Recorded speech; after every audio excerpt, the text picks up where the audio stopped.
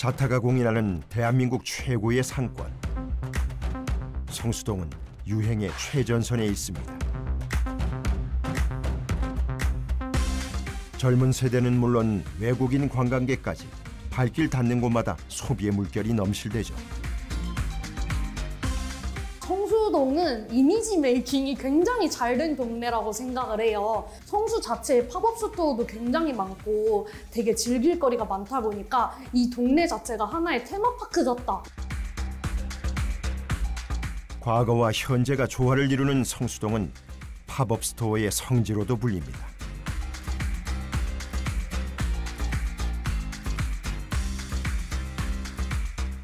짧은 기간 공간을 임대해 브랜드나 신상품을 소개하는 팝업 스토어. 소위 뜨는 상권에서만 볼 수 있다고 하죠.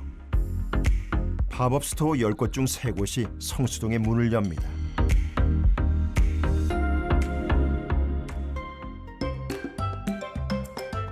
오늘의 팝업은 성수의 2층짜리로 생겼는데 한번 둘러보겠습니다. 네, 오, 키링이 엄청 많아. 근데 진짜 많다. 약간 팝업 좋은 점이 이런 캐릭터들을 한 번에 모아서 볼 수 있는, 평소에 못 볼 것들도 팝업에 오면 다 볼 수 있는 것도 묘미가 아닌가 싶습니다. 성수동은 약간 딱 떠오르는 이미지가 젊고 MZ들이 많은 곳, 그리고 항상 트렌드하고 새로운 것들이 생기는 곳이라는 이미지가 굉장히 강해져서 자연스럽게 발걸음을 성수로 많이 옮기게 되었고, 이 팝업 옆에 한 몇 걸음만 더 가면 또 다른 팝업이 있고 또 있고 이렇게 막 모여있기 때문에 최적의 동네가 아닌가라고 생각합니다.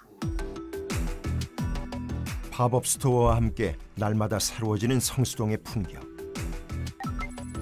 최근 7년 사이 검색량이 400% 넘게 증가했을 만큼 팝업 스토어는 트렌드의 한복판에 있죠.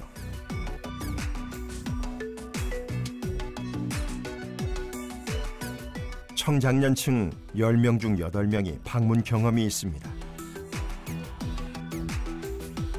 물건을 사고 파는 공간을 넘어 하나의 놀이문화로 인식되는 팝업 스토어. 이곳에서의 처음은 SNS로 재생산됩니다.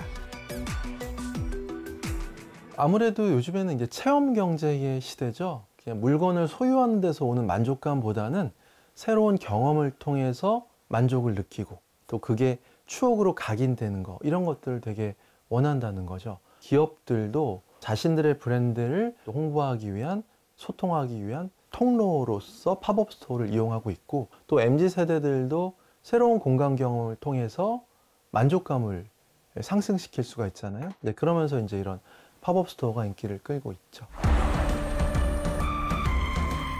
변화한 소비 트렌드와 함께 성수동 상권은 역대급 호황을 맞았습니다. 성수역 승하차 인원만 하루 9만 명. 많은 이들이 이 문화를 경험하고 소비합니다. 오픈런은 일상이 됐고 가게마다 긴 줄이 늘어섭니다.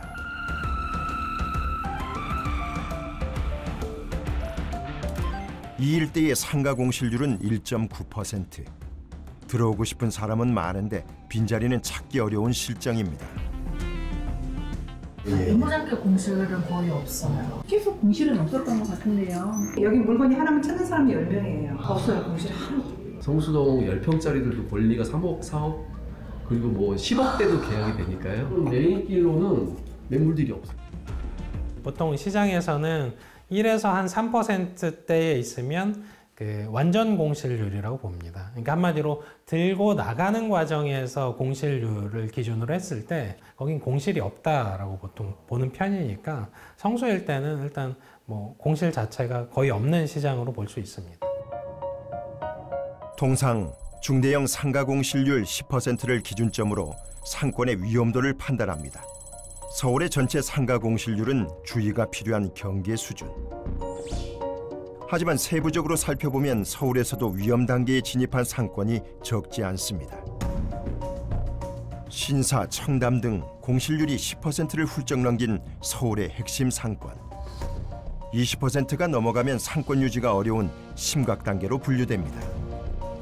보통 한 두 자릿수, 한 10%를 넘어가게 되면 이젠 좀 위험하다. 그때부터는 이게 이제 더 늘어날 건지, 혹은 여기서 이제 공실률이 한 자릿수로 다시 떨어질 건지의 추세를 심도 있게 보지 않으면 사실은 상권이 이제 침체기로 해서 15%, 20% 이렇게 높아질 수가 있는 거죠. 가장 주목해야 되는 점은 소비 행동의 변화 그 자체인 것 같아요. 물건을 살 때는 온라인에서 사고 매장이 있는 브랜드 같은 경우는 가서 한번 보는 거죠. 온라인에서는 구매를, 오프라인에서는 정보 탐색을 하는 거죠.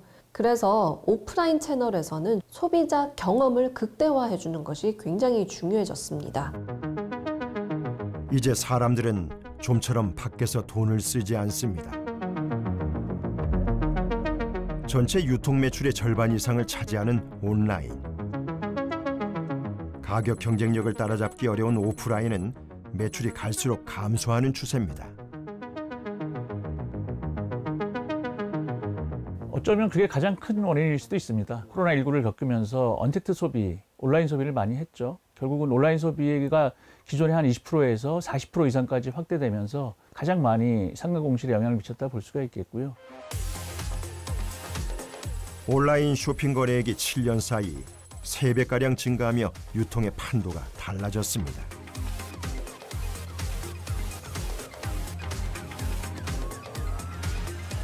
역대 최대 실적을 매년 경신하는 배달액. 매출이 4조 원을 넘어섰는데요. 온라인 유통업체 쿠팡의 매출은 백화점과 대형마트보다 높습니다.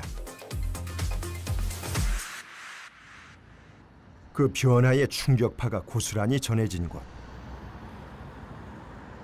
한때 패션의 메카로 통했던 동대문 상권은 생사의 갈림길에 서 있습니다. 적막감이 감도는 2025년. 상가 한 층 전체가 텅 비어버린 곳도 있습니다. 심한 곳은 공실률이 80%를 넘겼습니다. 상임들이 뚫고 있다는 거예요. 매장에 비어나가지 그러진 않아요. 아유 장사 안 돼. 우리 요즘에 소상공인 너무 힘들어요.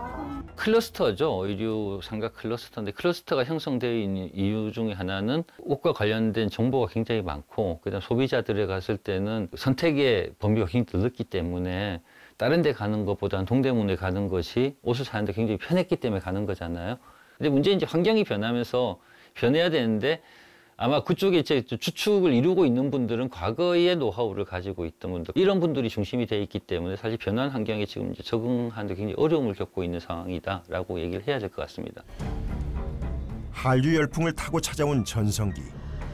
많은 관광객이 모여들었고 왕흥이라 불리는 중국 인플루언서는 이곳 상가의 큰 손이었습니다. 我给你们上的299，姐姐们啊，44000拿货啊，姐们，就秒杀1分钟啊，秒杀1分钟啊，每个。 하지만 중국에 의존하던 유통 모델이 붕괴되기 시작했습니다. 현지의 품질과 생산 역량이 강화되면서 이제는 역으로 중국의 옷을 수입해 오죠. 소위 C커머스. 중국의 온라인 쇼핑 앱이 국내에 진출하면서 상인들의 설 자리는 더욱 좁아졌습니다. 어제의 고객이 동대문 상권을 위협하게 됐습니다.